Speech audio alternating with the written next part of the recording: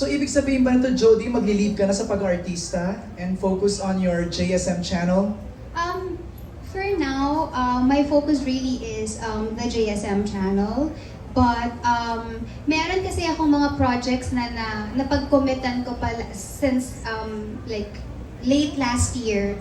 And of course, kailangan ko pa rin i-fulfill yung obligations ko with them. So, tatapusin ko lahat ng yon. But for now, it's really the JSM channel.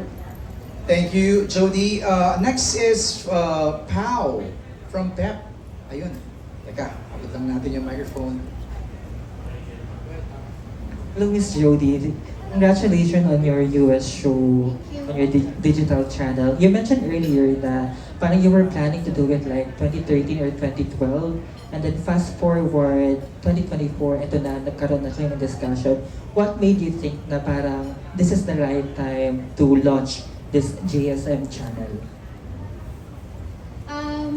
That's right. So, 13 years ago, the idea started. Then 2019 nga, nagkaroon na ng YouTube channel. And then, hindi lang siya na-push through. Hindi lang siya nagtuloy-tuloy because of the pandemic. And then, 2024. I think it's not really about na parang sabihin mo na, ito ba yung masasabi mo ba na ito ba yung right time? Because I think it's all about the readiness also.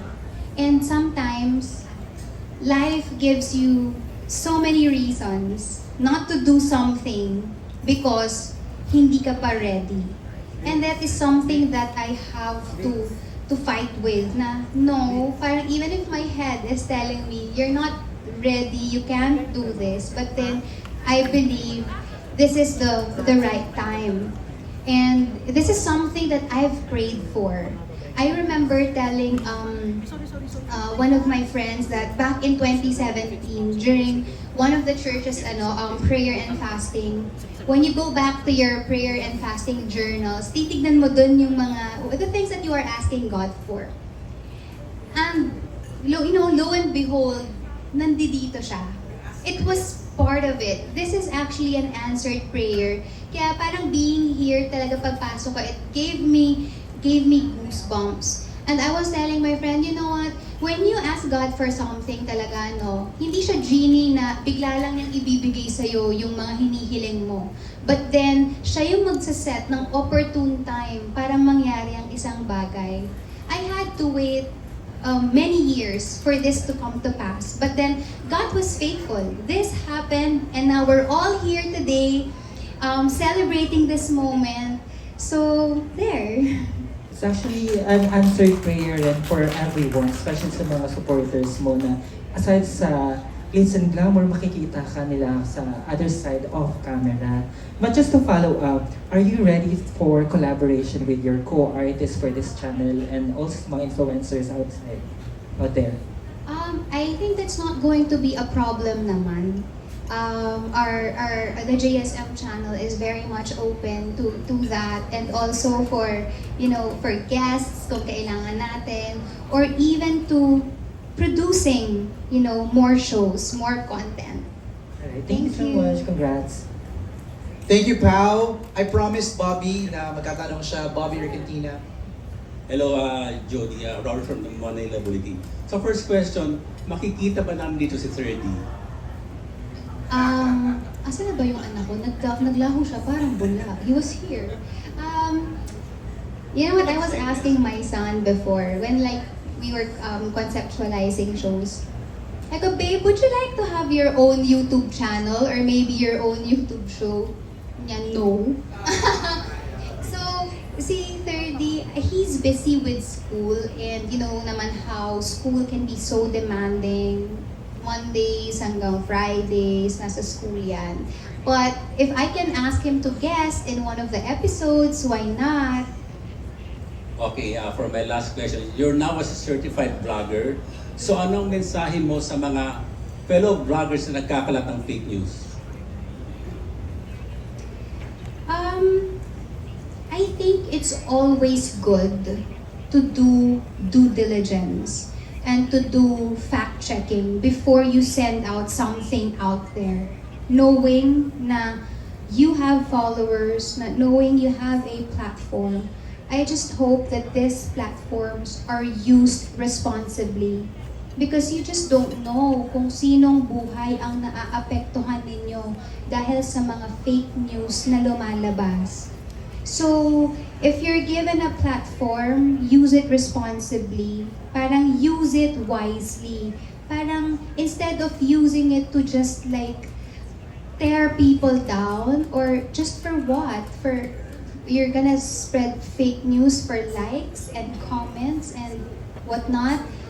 I mean, is this something that you can be proud of? Is this something that you can tell your children na, anak, nagsispread ako ng fake news? So, there. Thank you. Thank you, Jody, and thank you. Oh, certified vlogger ka na talaga eh, no? Uy, I just wanna make mention, no? Bukod sa mga press, may mga fans din pala dito, Jody. Jody Natix, tama ba ako?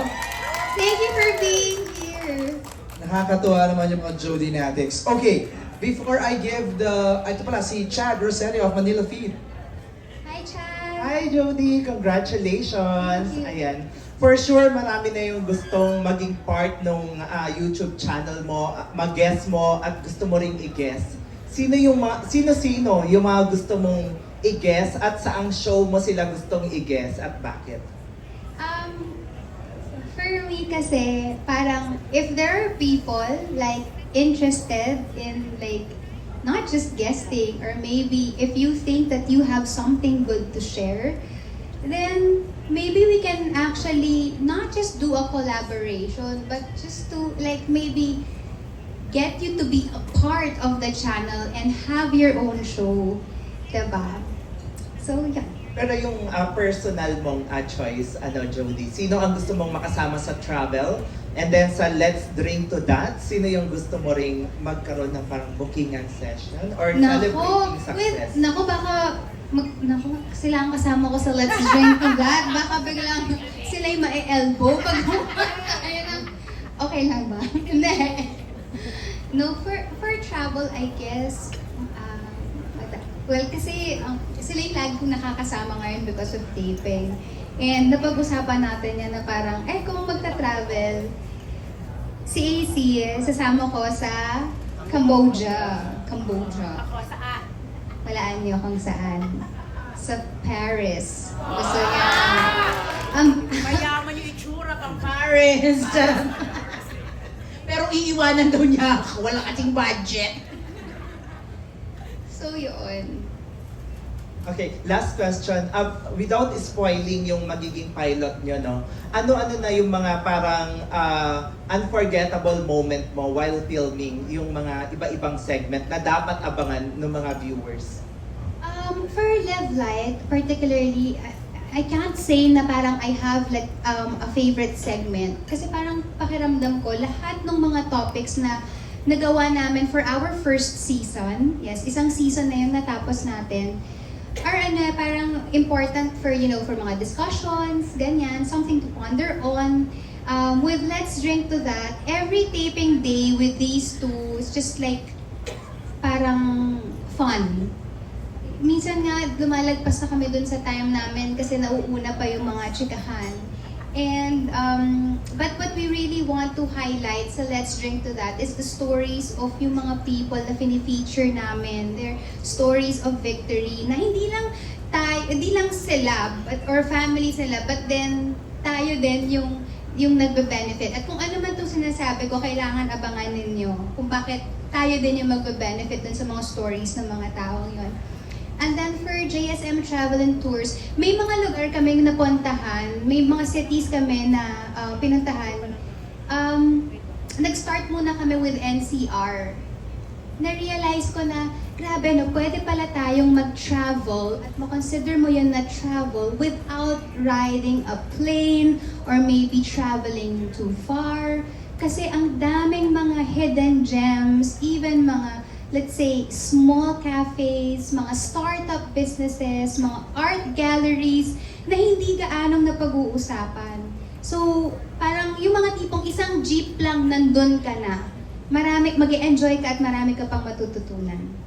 Thank you and congratulations. Thank you. Thank you, Chad. Now we have June Lalin. Thank you, MJ. Yan, Jody, ang bongga. Ang in-expect namin, nung papunta kami dito, hindi ganito kabonggang YouTube channel. Pero may mga iba-iba kang shows. Mukhang lalaki pa, di ba?